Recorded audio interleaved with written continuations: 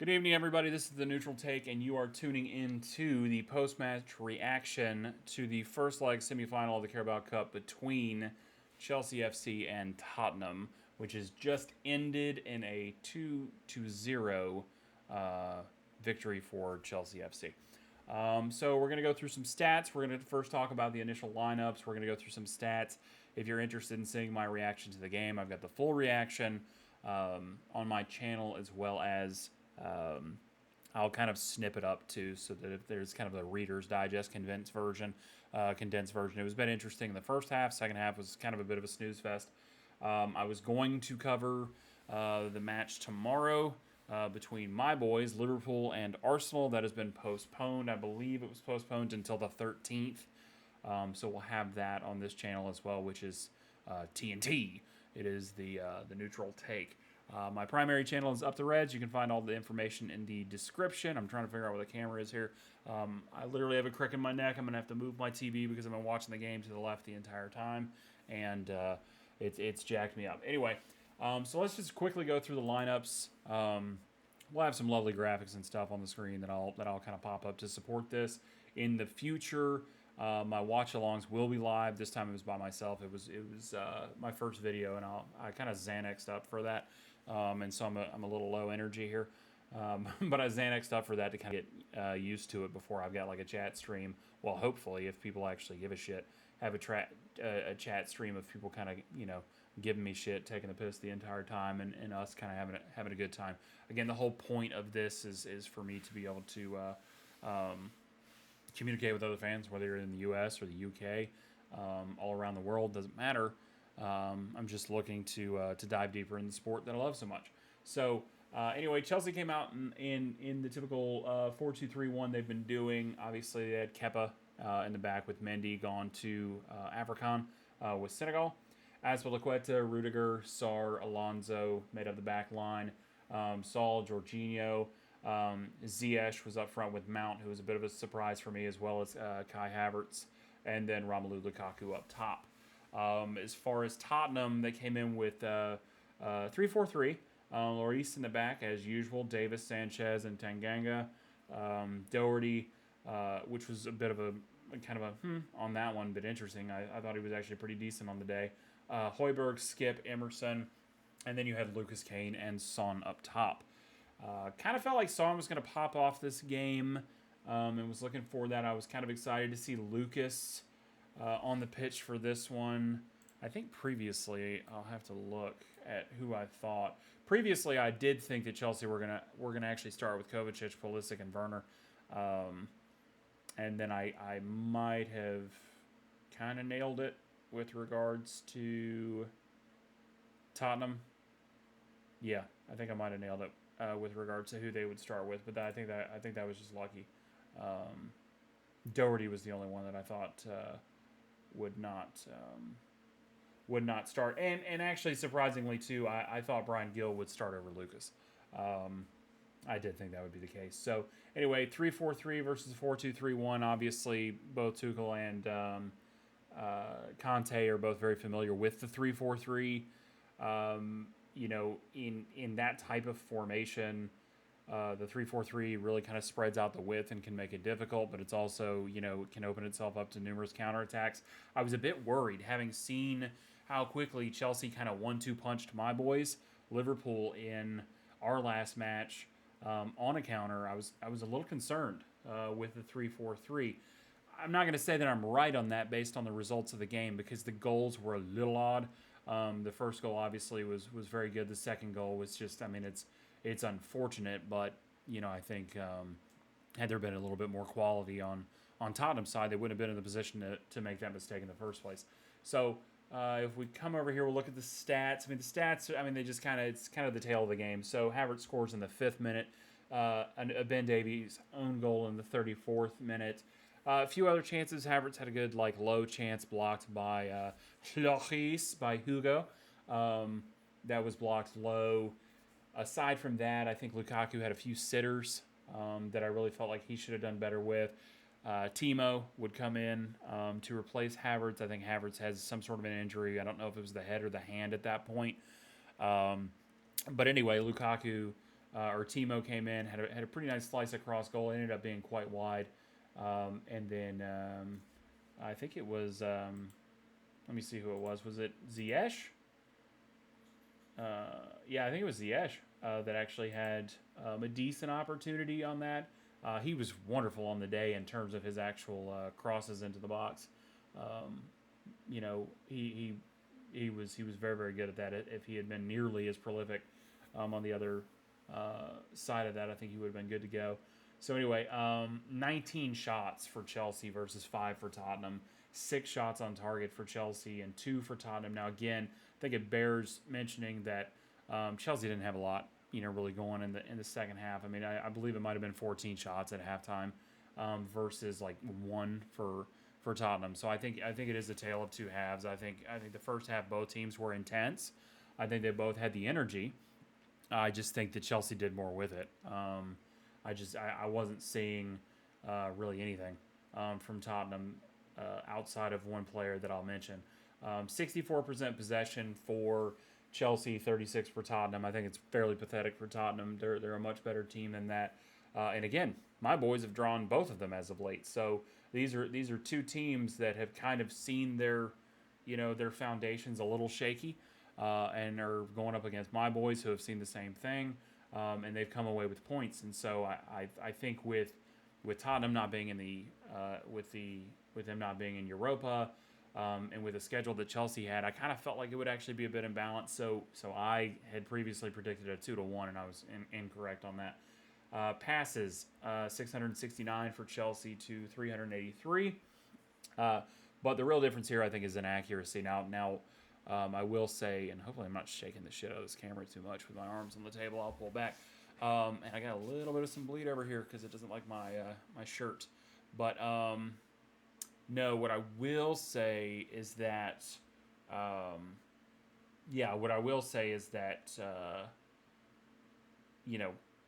Tottenham brought their passing accuracy up quite a bit in that second half just by passing between, one another. But I don't think it really speaks to the full truth. I think that again, Chelsea had 90% passing accuracy, and you could see that.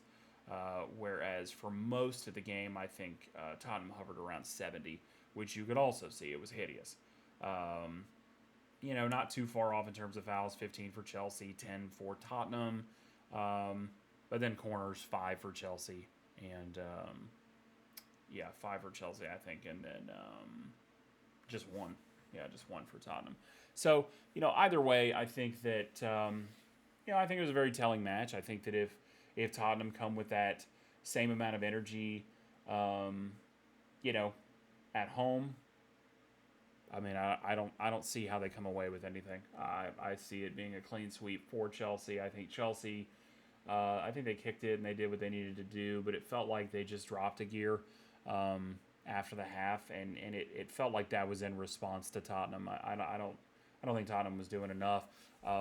Initially, what I will say is that my man of the match for Tottenham is definitely Mora. I think if you're going to give one to them, I think Mora, who was kind of a surprise for me in terms of actually being included in the squad for this game.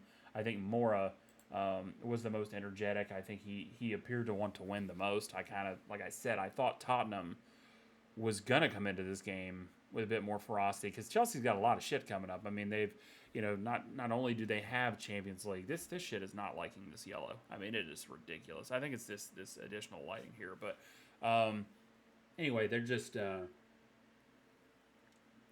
I mean, they've got a lot of stuff coming up. I mean, they've got Champions League, and then they're going to have the World Club Cup, and so they've got a ton of stuff. And then I think what do they have? FA,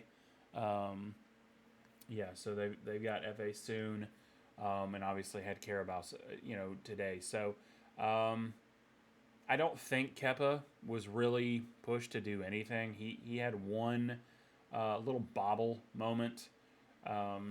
Where he actually collided with Mora, dropped the ball, but it kind of came off Mora's arm, and kind of saved the moment there. But nothing right home about it. I think he did fine. I don't really think you could say that he backed up Mendy, perfectly, because he didn't have to do shit.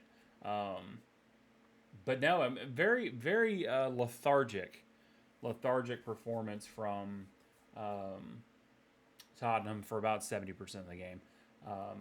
They just weren't good enough. They just weren't good enough on the day, and I think that's sad because as I said in my pre-match on the watch along, as I said with that, Son always feels like he's got other gears that he's just not tapping into. Um, he had arguably his best season last year, and it's just he always leaves you wanting more. And so when he doesn't deliver, you just end up feeling disappointed. And he just kind of lapsed in and out. He just disappeared for large periods of the game today.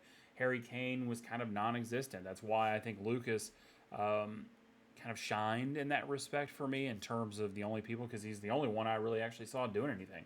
Similarly, I think Doherty on the other side, which was an odd or shock inclusion for me. I thought he had energy. I thought he did what he was supposed to do, and I thought, you know, he worked pretty diligently on his team's behalf. Hoiberg, Skip, Emerson, nothing to write home about on that. I don't think they closed their men down at all. It seemed like they were so focused on just kind of the fundamental aspect of holding on to their formation and where they should be positionally that they just forgot that they were supposed to actually mark a man or that they should follow a man. It was almost as if it's like zone, but without the concept of even working your zone. Davies, Sanchez, Tanganga. I mean, it's not that I can really say specifically that they did, wrong, because the two goals that they got, one, it was kind of a bit of a bungle, and then even though, Kai gets the goal, it's off a defender's foot. It somehow creeps around Lloris, and then ends up, kind of coming off of Sanchez and going into the goal. So, both of them were kind of weird goals, but you just have to say on the day that it was just such a controlled performance by Chelsea. I'm not going to say a dominating performance, because I feel like if it was all in the run of play, if it was 4 goals, then you'd say, holy shit, they really took it to them.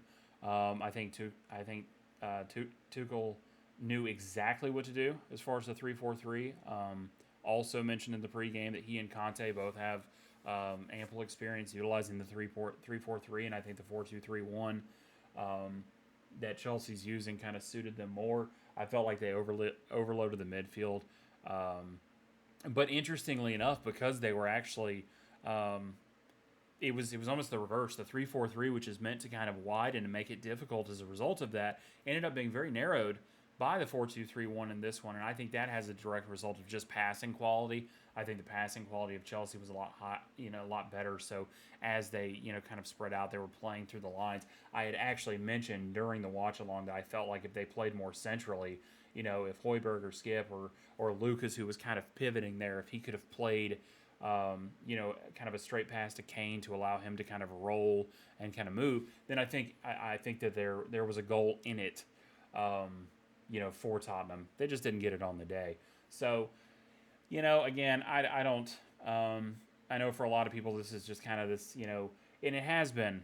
This is what's so bizarre about this season is obviously as we have, as people start to kind of consider, Man City as this kind of like de facto winner this early on, which I think, I'm not going to say that the season that Liverpool, won it and were so far advanced in points that people weren't already calling us champions, well before December and stuff. I just think that when you've got teams of quality that are in like a shit down period like Liverpool and Chelsea, I think it's a bit early. Again, with a game in hand, if Liverpool gets it, you're down to 8 points. Is Liverpool going to win every other game?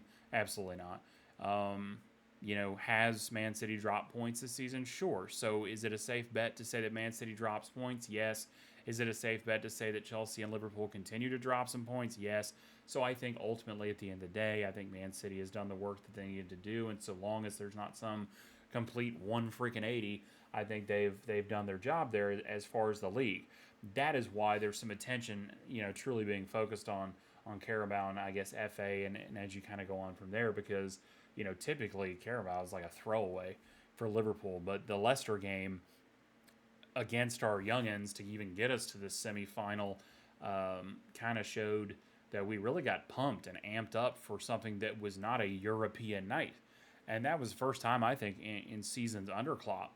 And a lot of Liverpool fans have been frustrated for a long time because they wanted us to compete at every level. And that's where many Liverpool fans said, you're all full of shit. We don't truly have the depth that you all say that we have, because we can't do Champions League on top of the year when we were playing in the World Club Cup, which came later. But you're doing that. You're doing FA. You're doing Carabao. You're doing all these things. We were just tired, exhausted, and we just didn't have the depth for it. So it was interesting that now that we've kind of turned it around, there's some people that I think are getting pretty pumped up to see if we might be able to really take it to Arsenal. It would be very interesting too to see us take out Arsenal and see us go against Chelsea. That being said, this is just from the neutral take, so I'm putting myself in a brain zone that I would never put otherwise. It would also be interesting to see Arsenal and their kind of crop of youngsters who have really, been at the forefront of that turnaround, to then go against Chelsea, who I think, with Hudson-Odoi and everybody else kind of in the lineup, has one of the more exciting, talent pools of youngsters currently, or the types of team that could, if it models itself correctly, and if everybody, especially, like Timo, starts kind of getting more on the same page, then I think this is a team that if they do win, a trophy, could then kind of parlay that into several in a row, based on the age of their team and based on, what they've got going on. So I think teams like Liverpool and teams like, Man United, because again, I do see them likely to right the ship eventually. Just like with Arsenal, it was this kind of fire sale mentality, and now they've kind of, reversed it. I think you'll see something. I don't know if it'll come under Ranić, but either way, it's very interesting to see the amount of attention and focus that's being placed on this cup, a cup that only really pays out £100,000, and that kind of gets you this entrance into Europa, which is why I was a bit surprised at the lethargic approach that Tottenham kind of had today after that first 30 minutes or so of kind of going back and forth. I think the goals shocked them. I think the goals got them down, and I think ultimately it got them down and out. So with that, I'm going to sign off, but I expect a more frenetic and frantic second leg. At least I'm hoping for it, because I will be perfectly honest, that second half was a bit of a snooze fest, and if you tuned in to my 2-hour-long watch-along broadcast, God help you. Again, this is a new endeavor for me.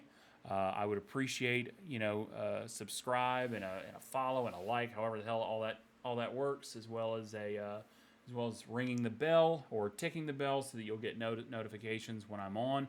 This is a new endeavor for me, and I'm just excited to kind of pursue it with all of you. I do have a tendency, I think you'll probably see a lot more aggression, a lot more anger when it comes to the Up the Reds channel, because that's my team. But as it relates to this too, I mean, I'm just pumped and very passionate about the sport in general. And then just lastly, again, became a fan in 2007, and really have just tried to absorb as much as I can. So, I describe it as poor punditry. There's certainly people already doing this that know a hell of a lot more than me. But I think we're going to have some fun times, and I think it's going to be a cool ride. So, anyway, interesting game. Good for you Chelsea fans. Sorry for the Tottenham fans, and I hope that you guys can catch them on the bounce, and that at the very least it's an entertaining game for the rest of us. Anyway, take care, and have a great one.